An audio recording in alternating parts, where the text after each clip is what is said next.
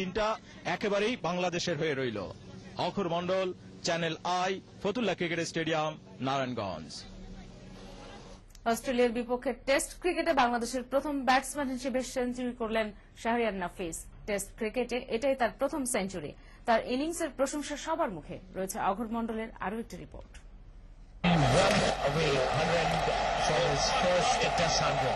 ক্যারিয়ারের পঞ্চম টেস্টে সেঞ্চুরি, আর সেটা তিনি করলেন বিশ্ব চ্যাম্পিয়নদের বিপক্ষে, এবং যেভাবে করলেন তাতে বারবার শাহরিয়ার নাফিজের প্রশংসা করতে হলো বাংলাদেশ অধিনায়ককে। যাদের বোলিং অ্যাটাক যদি দেখেন, ওয়ার্ল্ড চ্যাম্পিয়নের বোলিং অ্যাটাক, এই অ্যাটাকিং যেভাবে ডমিনেট করে খেলেছে শেন ওয়ার্ন, ম্যাকগিল, ব্রেটলি, তো খুব ভালো একটা ডমিনেট ইনিংস।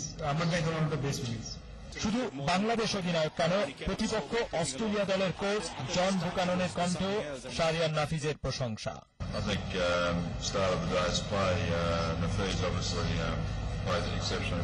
সবাই যে ইনিংসটার প্রশংসা করলেন, নিজের সেই ইনিংস সম্পর্কে শাহরিয়ার নাফিজের মন্তব্য, একটা জিনিস আমি বলবো যে অস্ট্রেলিয়ার সাথে খেলা সবসময় আমাকে অনুপ্রাণিত করছে।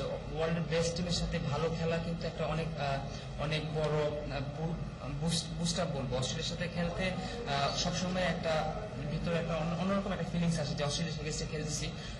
তো ভালো লাগছে, অবশ্যই একটা টেস্ট 100 অবশ্যই একটা বড় অ্যাচিভমেন্ট। টেস্ট ক্রিকেটে সেঞ্চুরির মধ্য দিয়েই প্রথম শ্রেণীর ক্রিকেটে নিজের নামের পাশে প্রথম 3 অঙ্কের রান দেখলেন যিনি, সেই শাহরিয়ার নাফিজকে নিয়ে আগামীতেও অনেক প্রশংসাই করতে হতে পারে অনেককে।